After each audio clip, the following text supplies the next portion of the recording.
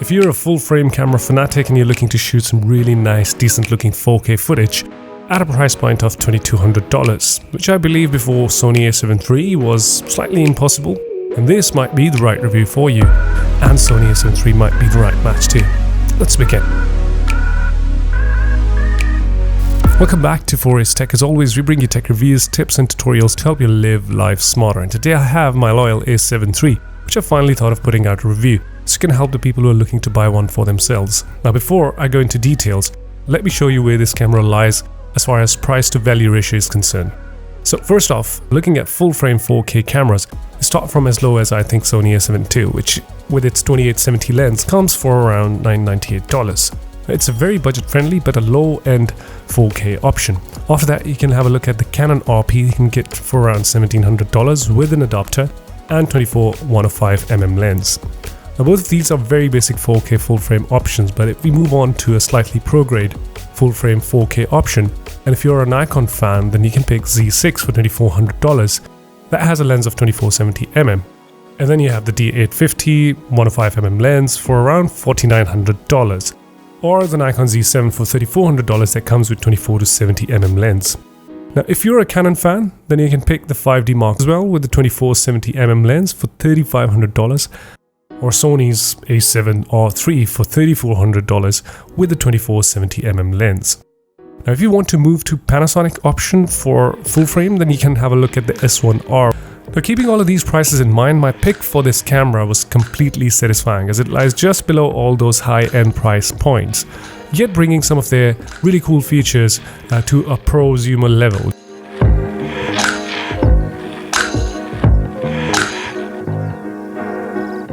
All the cameras I've mentioned will be listed in the description below with the links. So let's head over to the camera now and have a look at some of the key features. Holding this up, the body, first of all, it's pro grade. Let me tell you, it's solid construction. It isn't the lightest of the cameras, but the weight is significantly justified with the overall build of the camera, around 653 grams. So you get two memory card slots. You get a standard memory card slot, and then you get a UHS 2 memory card slots for really fast read and write speeds. Then you've got a not very fully articulated screen, which is kind of a put down for me because I'm used to fully articulated screens. So you can basically flip it down or you can flip it up in any way you like, but you can't flip it back. You can't relog with it more efficiently like you do with a fully articulated screen. Then you also have the tethering and USB and battery bank support. Yes, it is there. You can charge the camera from your battery bank, but practically speaking, it's not very fast. It's not very efficient. So yes, with the supplied power cable that connects with the USB slot, it takes around 4 hours to charge this huge battery, and the battery banks, well, it takes ridiculously long. So it's a good add-on, but not something I can really depend on. So you may want to get an extra battery if you wish to do more in a day. With this battery, you can take around 650 to 700 easy shots, and I use this for a whole day scenario for a long time, and a whole day video shoot. It didn't require me a recharge nor another battery.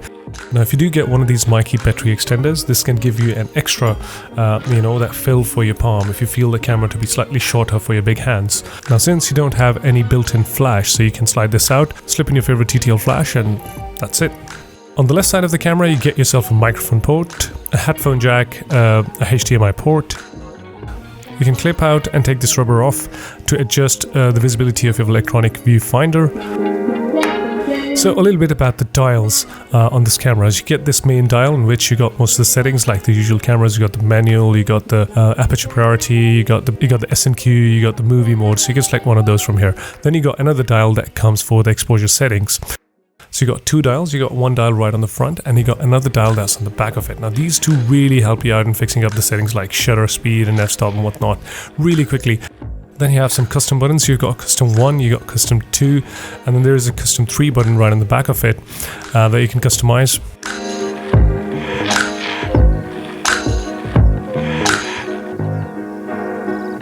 Then you got the menu button, you got autofocus on, then you got a complete dial right there to scroll through the menu options, and then you have this joystick as well, which comes really handy in a lot of situations, especially when you're focusing out.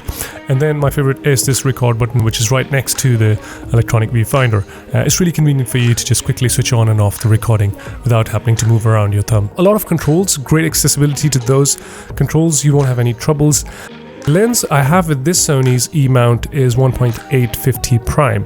You can also get Sigma Art lenses, which are now available, depending upon the sort of f-stop that you're looking for, or you can always go and buy one of those lenses.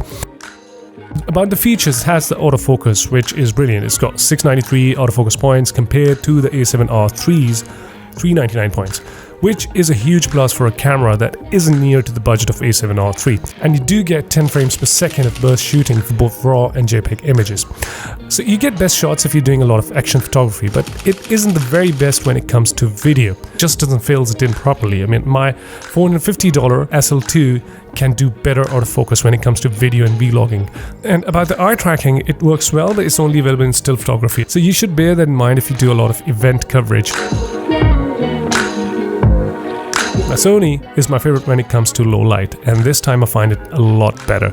You can get a more practical quality for up to ISO 6400. It can go up to 2,4800. Now, for the movies, 4K is recorded in 8-bit and not the 10-bit, and it's recorded in 24 and 30 FPS, and it can go up to 120 FPS, but that'll require you to reduce it down to full HD. So you can have the slow motion delivered, which looks pretty cool if you ask me, in full HD on 120 frames per second. You have the traditional 120 FPS recording that you can drop to 24 FPS in post to get the slow motion, or a built-in SNQ slow and quick mode. I guess that's what it's called, to record directly in slow motion, but this will have a recording in a lower bitrate, which is why I don't prefer using it. Now, if you're shooting in 4K or 30 FPS, you will get a crop factor which is a bit lot than what I was expecting, but dropping it back to 24 FPS will get a negligible 1% crop. Now, the low light is amazing even at ISO 6400, and it has a maximum of 2,4800, which is a lot you can go up to. However, practically I don't find it giving its best above 6400. This was my initial concern when I started off with this camera. So it's a touchscreen, but how the hell is it a touchscreen? Well, by default it's disabled, so you have to set it up, have the panel active, then select the focus things, and off you go. It will work as any of the touch focus screens they get, but sorry to say, you cannot control the menu with it.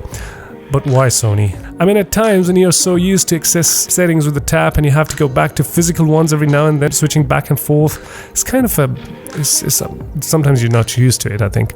Now, it isn't the most brightest and not the best of resolution either on the screen, only 9216000 dots. You can improve it a little bit by turning the cine weather on if you're shooting on 4K. So try the Play Memories app to connect with it, bit laggy. Now, unfortunately, you don't have time lapse. You can probably use third-party apps to make some sort of solution, but there is no built-in time lapse, which is kind of a downside now. You do have a 5x stabilizer, which is decent, not the perfect if you do a lot of vlogging, but the video images you capture have immense detail. Remember, it's a 6K pixel oversampled to 4K, which means a lot of detail in highlight, low light situations. So you can have S-Log3 or S-Log2 or Cine 4 or many others to pick from. So I prefer a combination of Cine 4 and S-Log2 going on for me most of the time throughout the day in different shoots. With Cine 4, you can drop your ISO down to 200, which isn't possible when you're using S-Log2. So you have to remain minimum at 800 ISO. So I believe it is an amazing value in a price point. You know, you got to have the full frame experience, and you get yourself 120 FPS slow motion as well. That you can use in production with full HD. If you have any feedback, don't forget to put it down in the comments section. Hit the like and subscribe to the channel. I'll be seeing you soon with another review. Till again, Forest Tech signing out.